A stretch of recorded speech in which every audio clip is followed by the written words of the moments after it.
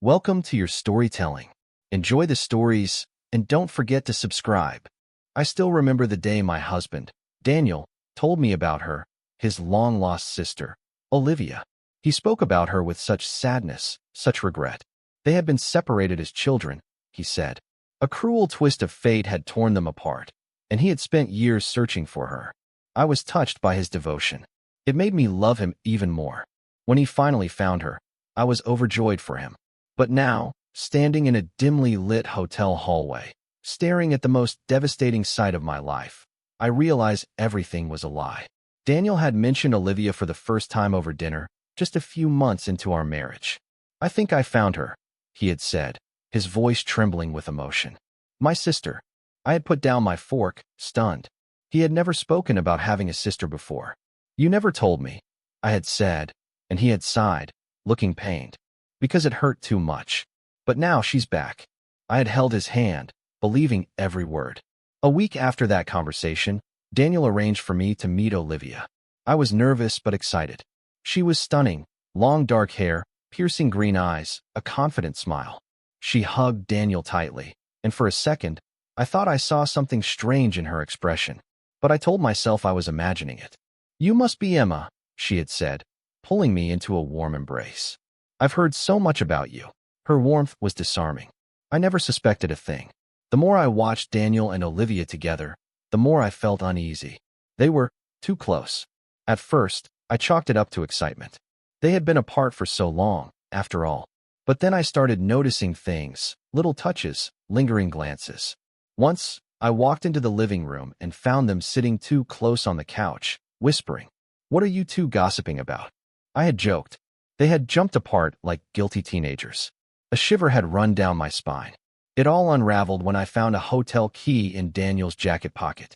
I wasn't the snooping type, but something about the way he had been acting made my stomach churn. He had told me he was working late. But why did he need a hotel? My hands shook as I copied the hotel name and room number. That night, instead of waiting at home like a trusting wife, I drove there. I wasn't ready for what I would find. When I arrived at the hotel, my heart pounded in my chest. I couldn't stop myself from walking through the lobby, my eyes scanning the room for any sign of Daniel. Then I saw it. Olivia. She was standing near the elevators, looking around as if she were waiting for someone. My breath caught in my throat. I tried to calm myself, but the knot in my stomach tightened. I was already guessing what was happening, but I didn't want to believe it. I made my way up to the room, my mind racing with questions. Was I overreacting? Was I imagining things? I reached the door and knocked, my palms sweating. A muffled voice, Daniel's, came from inside. "Just a second." He sounded panicked. And then the door opened. There they were. Olivia was standing just behind him, a nervous smile on her face. I froze. My breath hitched. Daniel looked at me, his expression shifting from surprise to guilt. "What are you doing here?" Daniel's voice was shaky. "Emma." He stepped forward, but I backed away. My mind was racing, but the words I wanted to say were trapped in my throat. Olivia's face had turned pale. "It's not what you think," she whispered. "Please, just listen to us." I shook my head. "Listen? After all this time, you expect me to believe that?" My voice cracked. I felt like I was going to collapse. Everything was spinning, and I didn't know who to trust anymore. Daniel looked at Olivia, then back at me. He was struggling, torn between guilt and the need to explain himself. "Emma, it's complicated," he said, his voice low. "Olivia, she's not my sister. I lied to you." The words hit me like a slap in the face. "What?" I whispered, unable to comprehend what I was hearing. "I never wanted you to find out like this," he continued, his eyes filled with regret. "But Olivia and we've been involved for years." Olivia took a step forward. "It was supposed to be a one-time thing," she said, her voice trembling. "I never meant for things to get so complicated." My world shattered. I wanted to scream, but I couldn't find my voice. "We were in love," Daniel confessed. "But we couldn't be together. So I told you the story about her being my sister, so you'd never ask questions. I thought I could keep you both." The betrayal stung like 1,000 needles. I stood there, paralyzed, as the truth slowly sank in. For years, I had trusted Daniel, loved him with all my heart. How could I not have seen the signs? How had he hidden it from me? Why, Daniel? Why lie to me for all these years? My voice shook with a mix of anger and disbelief. He looked at me, his eyes filled with shame. "I was afraid of losing you," he admitted softly. "I thought if I kept you both in the dark, we could all have what we wanted." The weight of his words crushed me. I had given him everything, and he had betrayed me in the most painful way imaginable. Olivia, standing there quietly, looked at me with a mix of guilt and sorrow. "I never wanted to hurt you," she said quietly, but her words felt empty to me. How could she not have known what she was doing? How could she have allowed this to continue? I could barely stand to look at either of them. My world, the life I had known, was collapsing. As I left the hotel, the tears I had been holding back for so long finally fell. The drive home was a blur, my thoughts a jumbled mess. I had trusted Daniel completely. He was my partner, my best friend. Now, he was nothing but a stranger to me.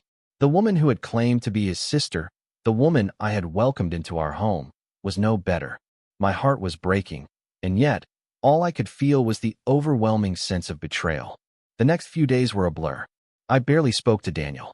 I couldn't bring myself to look at him, let alone talk. But he wouldn't leave me alone. "Emma, we need to talk," he begged one evening. His voice was raw, filled with desperation. "I don't know how to fix this, but I want to try." I shook my head. "You can't fix this, Daniel," I whispered. "You've broken something inside me that can't be repaired." I felt empty, like the trust one had in him had vanished overnight. Olivia called me a few days later, apologizing again. "I never meant for any of this to happen," she said. "I swear, I thought I could love him and not hurt anyone. But I was wrong." I didn't respond at first. I couldn't. How could I? Her apology meant nothing to me. "I need space," I finally said, my voice cold. "I need time to figure out what to do." The damage was done. There was no turning back. Days turned into weeks, and still, I couldn't bring myself to forgive Daniel. He tried everything. Flowers, letters, heartfelt apologies, but nothing seemed to reach me. I'd become a ghost in our own home, moving through the motions of daily life without feeling anything. Each time I looked at him, I saw the man who had shattered my heart. He was no longer the man I loved. He was a stranger, and I had no idea how to rebuild what was lost. The silence between us became unbearable. One night, while lying in bed alone, I remembered a time when things were perfect. I remembered Daniel holding me close, telling me I was the love of his life. It felt like a lifetime ago. Was it all a lie? Did he ever really love me? Or had I been just another part of his web of deception? I couldn't stop thinking about the past, wondering if I had missed all the signs. Was I that naive? My heart ached, and I realized how deeply the betrayal had hurt me. After weeks of agonizing silence, I finally decided I couldn't live like this anymore. I had to make a choice, leave or stay. But how could I ever look at him the same way again? How could I trust him after everything? The thought of walking away from everything we had built together was painful, but the thought of staying in this hollow shell of a marriage was worse. I had to find the strength to move on, to find peace, even if it meant losing him. One evening, Daniel sat down with me, his face filled with determination. "Emma, I've made mistakes, horrible mistakes. But I love you. I'm not asking for your forgiveness right now. I just need you to know that I want to make things right. I'll do whatever it takes." His words were sincere, but the pain I felt still lingered. "How do you fix something that's broken so completely?" I whispered. "I don't know if I can trust you again." I finally confronted Olivia. I asked her point blank why she had done this to me, why she had allowed this betrayal to continue. Her answer shocked me. "I never meant to hurt you," she said, looking genuinely sorry. "But Daniel and I have a past. We were more than just friends, and I thought I could handle it. But I was wrong. I should have stayed away." It was the first time she admitted it wasn't just an affair. It was a deep, complicated relationship that had gone on longer than I had ever known. I spent the next few days in a haze, my mind flooded with emotions I couldn't control. How could I ever move on from this? How could I look at Daniel and not feel the weight of his betrayal? But as I sat alone, staring at the empty spaces between us, something inside me clicked. I couldn't stay in this broken state forever. I had to choose healing, even if it meant letting go of him. I wasn't sure I could forgive, but I knew I had to find peace for myself. The day I decided to leave, I packed my bags quietly. Daniel was at work, and Olivia hadn't contacted me again since our conversation. The house felt colder than usual, as if it, too, knew what was coming. As I walked through the rooms we had filled with memories, a wave of sadness washed over me. Our life together had been built on love, but now it felt like a lie. The emptiness was unbearable, but I couldn't stay. I couldn't live in a house that reminded me of everything I had lost. When Daniel returned home, he found me standing in the hallway with my suitcase. His eyes widened with confusion and panic. "Emma, no. Please," he begged, stepping toward me. "Don't leave. We can work this out." I shook my head, tears welling up in my eyes. "I don't know how to fix this," I said softly. "I don't know if I can ever trust you again." He reached for my hand, but I pulled away. "Goodbye, Daniel," I whispered, and I walked out, leaving behind the man I thought I knew. Leaving Daniel was the hardest thing I've ever done. I had spent so many years building a life with him, and now it was gone in an instant. I moved into a small apartment, far from the life we had shared. The quiet was deafening.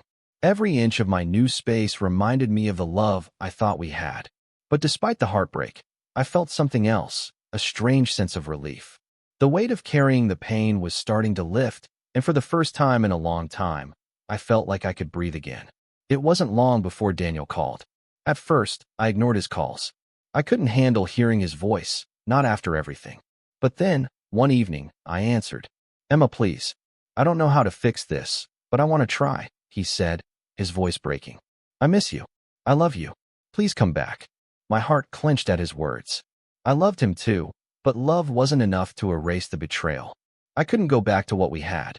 As days turned into weeks, Daniel's calls continued. Each time, I felt the pull to forgive him, to return to the life we once had. But each time, I remembered the pain, the lie that had destroyed everything we built. I realized I wasn't just fighting to move on. I was fighting to protect myself. I couldn't let myself go back to the man who had betrayed me. The strength to let go didn't come easily, but it came nonetheless. Slowly, I began to rebuild my life, one small step at a time. One evening, as I sat by the window, watching the sunset, I had a moment of clarity. It wasn't just about leaving Daniel. It was about reclaiming my own sense of worth. I wasn't just a wife who had been lied to. I was Emma, a woman capable of strength and resilience. I had been through the worst, and yet here I was, surviving, healing, and finding a way to move forward. The betrayal would always be a part of me, but it wouldn't define me. I was no longer living in the shadow of his lies. With time, I began to find joy in the little things again. I picked up hobbies I had neglected, reconnected with friends I hadn't seen in years, and started to truly take care of myself. I went on walks, read books, and began to smile again. The weight that had once crushed me began to lift.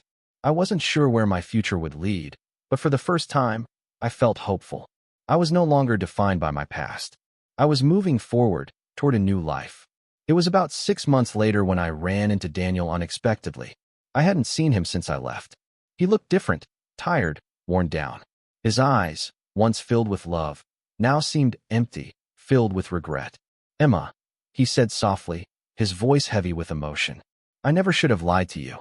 I know I've ruined everything, and I'll never be able to undo the hurt I caused. But I just want you to know that I'll always love you. You'll always be a part of my heart." I stood there, listening to him, and for a moment, I felt the old pull. But then I remembered everything. The lies, the betrayal, the heartbreak. "I'll always care about you, Daniel," I said softly. "But I can't go back. We've both moved on. We have to let go." I turned and walked away, leaving the past behind for good. And as I did, I realized that I had finally closed that chapter of my life. It wasn't easy, but it was necessary. My future was waiting, and I was ready to embrace it. Thank you for listening to my story until now. If you like the video, please support it by subscribing and liking.